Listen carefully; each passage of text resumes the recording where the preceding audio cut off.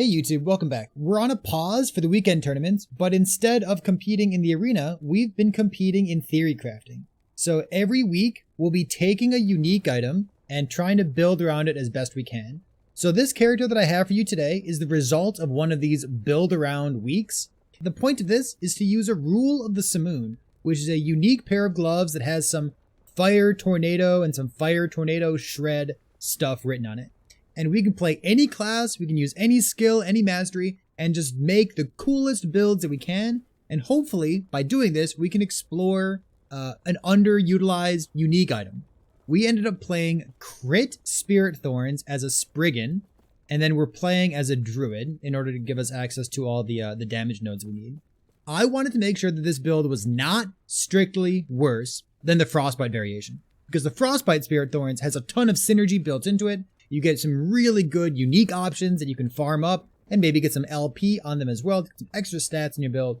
And the build is super strong.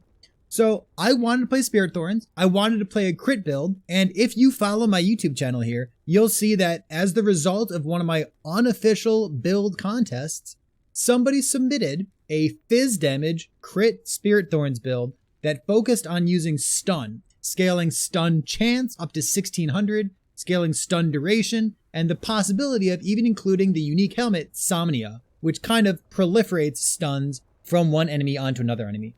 So the build that we have here is a crit cold damage Spirit Thorns build.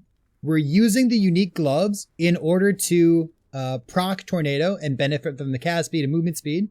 We have a stun sub-theme as well. So we have about 1000% stun chance along with shock, which is an increased chance for an enemy to receive a stun. For our helmet, we can use a Somnia. We don't gain too much by not using a Somnia except for Leech, but we're going to talk about that as well when we get there. And then we have one more piece of spice. We're using a relatively new unique item called Foot of the Mountain, which not only has endurance and plus to all attributes, which by the way, our build uses really well. It's pretty awesome. But it also has 100% of dodge rating. So not dodge percent, dodge rating converted to endurance threshold while you're standing still. So my build gets to shoot with 165% increased cast speed, so a ton of cast speed. And then as we're shooting in Spriggan Form, we're also proccing Maelstrom. Per stack of Maelstrom, we get some flat dodge. We have some percent dodge on our gear and also in our blessings. And we're using all of that to turn our endurance threshold from normally it is 544 to over our amount of life. So we have 2700 life on this build right now. We overcap our life with endurance threshold, which means instead of only the bottom 20% of my life being the tankiest, I actually have 60% damage reduction across my entire life pool, which is awesome. If you combine that with a little bit of tankiness from the Primalist Mastery, from Titan Heart, and from a couple sources of Leech, your build feels incredible. So suffice it to say, I think we succeeded in our goal of having a Spirit Thorns crit build that is different and not just worse than the Frostbite variation. I really like this build. I think it's been really fun to play, to gear, to farm bosses on. We've killed all the tier 4 bosses as well, and our character is currently sitting at level 98. So with that said, let's take a look at let's talk about the skills first. So what makes this character work, okay? First off, we're a Spriggan build, and one of the defining characteristics about being in Spriggan Form is, first of all, you get no movement skill, which kind of stinks. Second of all, you don't have a lot of skills that you can proc. So there's really not too many things that a Spriggan Form gets access to across the other 4 skills you spec into. Which is why using these gloves, I think is actually very good. If you're going to play crit Spirit Thorns, my recommendation is exactly what I have here. Rule of the Simoon allows you to spec into Tornado, whereas you normally cannot because there's no way to get Tornado otherwise in a Spriggan, which gives you tier 6 attack and cast speed, also gives us 10% movement speed, which is important for a class that doesn't have a movement skill. So the fact that it's a relatively common unique item means not only does it have 10% movement speed and tier 6 cast speed on it, but you can also get LP, which gives you another tier 6 or maybe even tier 7 if you're lucky cast speed roll on top of that. So my gloves here have double tier 6 cast speed, which is awesome because cast speed scales both our offense and our defense for this character. So for Spriggan Form, we have all the nodes on the right side, as many things as possible that give us damage, and the Maelstrom procs as well. And then at first, we were thinking about being a fizz damage build, because there's a couple pieces of synergy along with fizz damage. But I think at the end of the day, you really do want 1, 2, 3, these points spec'd into converting Spriggan Form to cold and making Spirit Thorns a cold spell. And we're doing that specifically because we get better penetration from nodes like Piercing Gale, 24% cold pen from our mastery, and another 10% elemental penetration here. This node in Shaman is the same either way for physical and for cold, but I think getting those extra nodes from Piercing Gale and Primordial Remnants, I think it's totally worthwhile. So my recommendation is to stay cold damage with your Spirit Thorns. The last couple points we have down here are just a bunch of armor. Next up is the spicy piece of the build. This is Tornado. Every time that we're proccing Tornado, pew pew pew, you see the fire proc right there. That gives us another 21% cast speed, and it gives us 10% movement speed. Next up is Maelstrom. Remember, we're proccing Maelstrom off of our Spriggan Form Spirit Thorns by casting as much as possible. So this is going to give us haste and frenzy, these top nodes here. And then for the stun sub-theme of our build, we have approximately 800 or so at most points in time, about 800% chance to stun. So normally I would never take these points because I would value having chill instead, but my build already chills relatively well. So by taking these nodes instead, I sacrifice chill, but I gain a tremendous amount of stun chance. And because we're scaling cast speed, we can have as many of these Maelstroms up as possible. So getting about 800, my build caps out at about 1,000. The person who showed me their build for inspiration got up to 1,600 stun chance. So combining that with a couple things like stun duration in your idols, a couple things like maybe a Somnia, which we were using for 95% of the lifespan of this character.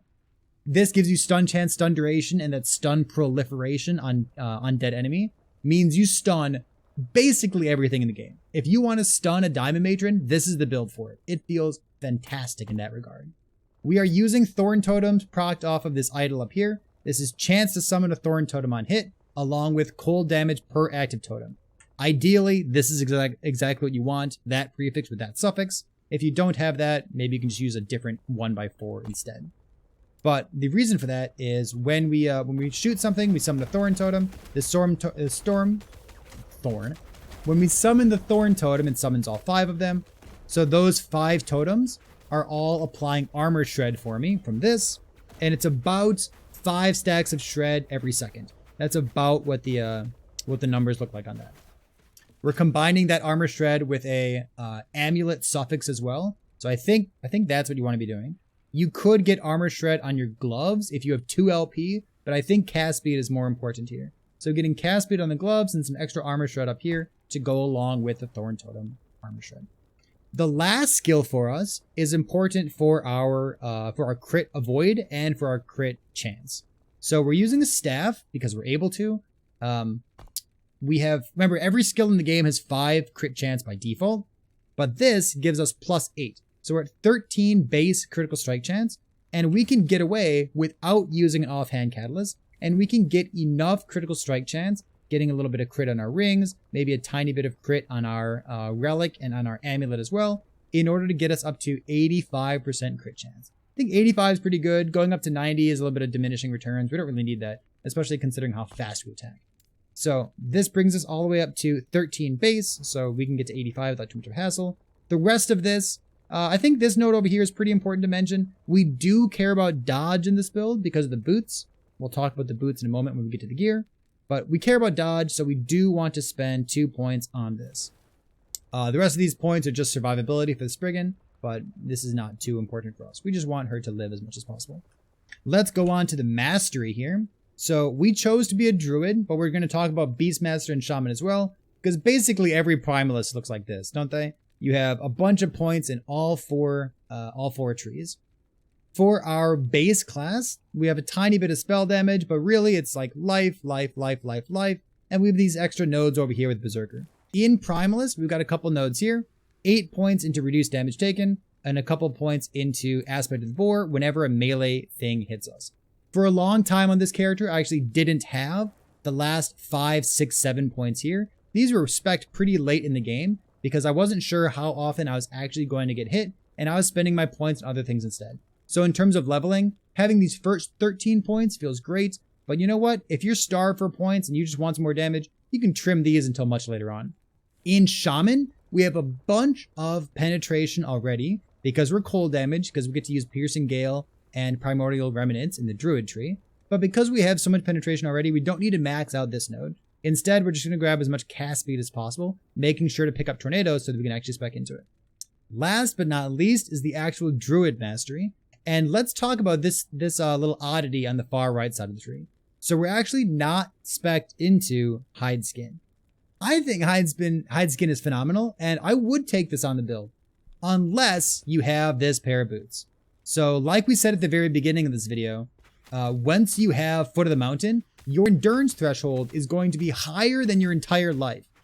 And once your endurance threshold is higher than your entire life, this node doesn't do as much as you think it does. It's really just 15 health per point. So once I got my boots and once I got movement speed on them, I trimmed Hide Skin out of my build, and then I picked up the rest of the aspect of the board nodes over here. So that was the progression for me. If I didn't have the boots, I would absolutely be taking Hide Skin. All right, the rest of the build. We have the penetration, we have some endurance and armor here. We have my favorite node in the entire game, this druidic prowess. I just love that it's a threshold that gives you +1 attributes. Oh, it's so good, love it. We have as much cast speed as possible and some extra crit. We do have a blessing for spell damage leached as life, but this helps to give us a little bit of extra crit, or leech on crit as well. So this is an important node to have 3 points in. We have some nodes for increased damage and reduced rage decay. It just allows me to stand still while I'm not in a map and not have to worry about it. These points are flexible. You can move these around if you would like to. We have 8 points into crit avoidance per attunement, which allows us to cap our crit avoid with just stacking attunement along with our Spriggan pet that's in the background there. And then we have 2 points into these companion nodes. This gives our companion a bit of extra life, which is nice. Try to make her nice and tanky. And it's 30% increased damage for 1 point. So I think about these 2 points as 15% increased damage per point with a bit of armor. So if these nodes were just 15% increased damage per point, I would take them anyways, but then we get some extra bonus stuff as well. These last points here, I think these are pretty important for us. If we didn't have these 8 points for rage gain on crit, you would need to spec 2 or maybe 3 points into Ancestral Call in the Spriggan Form tree in order to get more rage on Spirit Thorn cast. But because we're a crit build, we get to use this to fuel all of our rage instead, so we're never going to be knocked out of form. Doesn't happen. So let's talk about the gear real quick. I want to say this character has been super fun to gear. For the most part of this character's life, we've had a Somnia on, and we've not had this other helmet.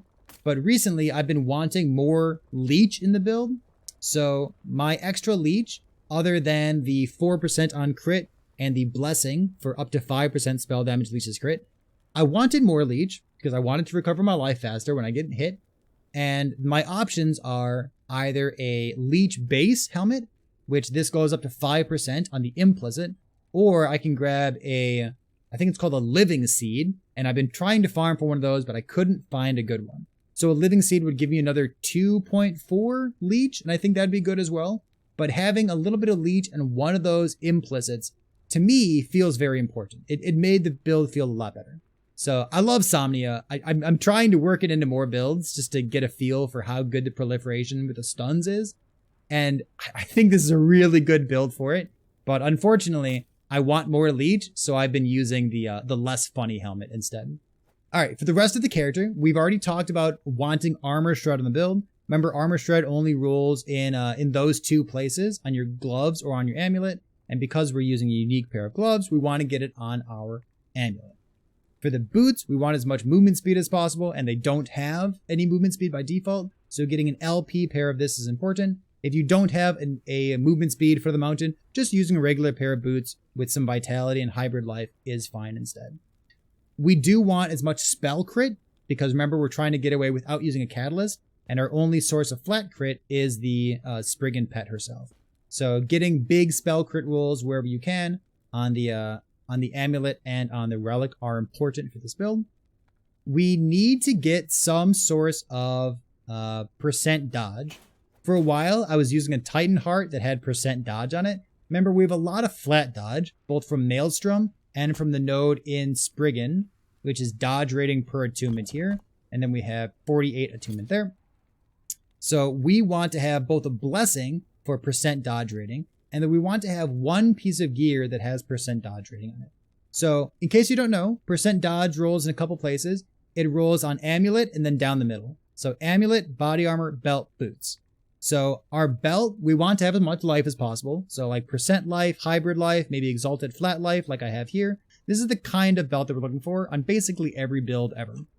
On our boots, we already want 1 LP with movement speed. If you can get 2 LP, go do it. You're better than me.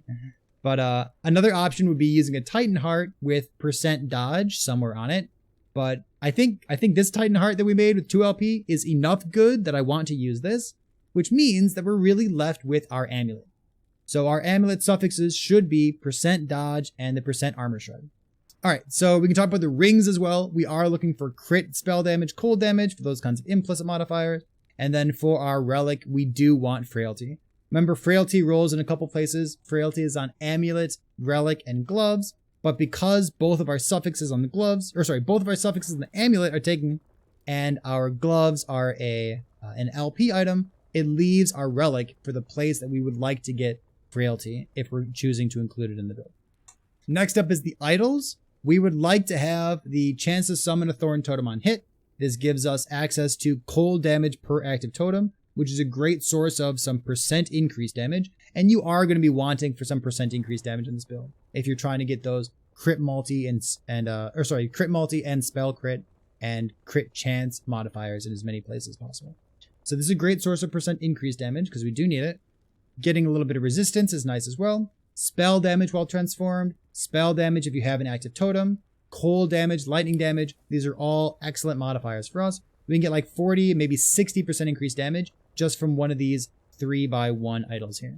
Last up is the Thorn of Ambition. You probably know what this is already, but I think it's worthwhile to include one of these in the build. You're going to have enough damage for killing the trash monsters in the game, and when you come up to a tanky monster, or when you start farming tier 4 Julra in one of the dungeons, this is going to be a great way of getting a ton of extra armor. It's going to boost me from like 57% armor, maybe up to like 70 or 75% armor, so it feels great.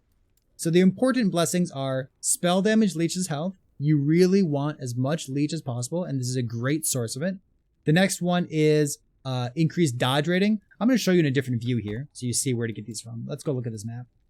From Raye, this is where you get your spell damage leeches health. From the Spirits of Fire, one of the 3 level 90 monoliths, we get our percent dodge rating. So this goes from 50 to 70, from 40 to 70. So we want to have this here as well, as long as also with one piece of percent increased dodge rating on a piece of gear. And the last, but certainly not least, is our chance to shred cold resistance on hit.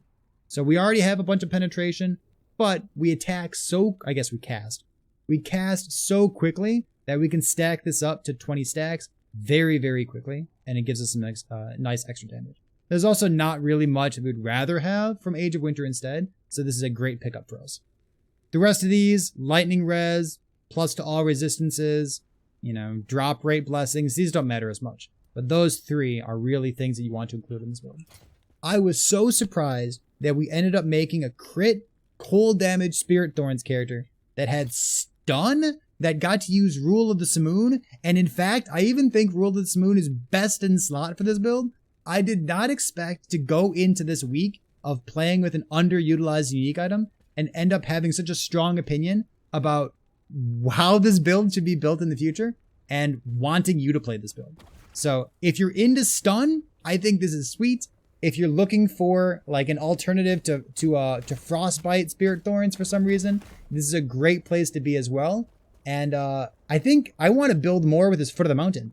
I've had a lot of fun trying to get enough dodge and percent dodge and standing still while casting my my Spirit Thorns.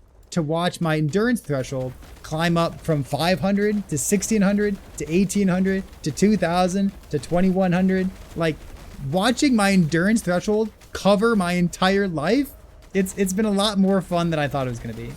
And it makes Leech feel, oh my god, so good.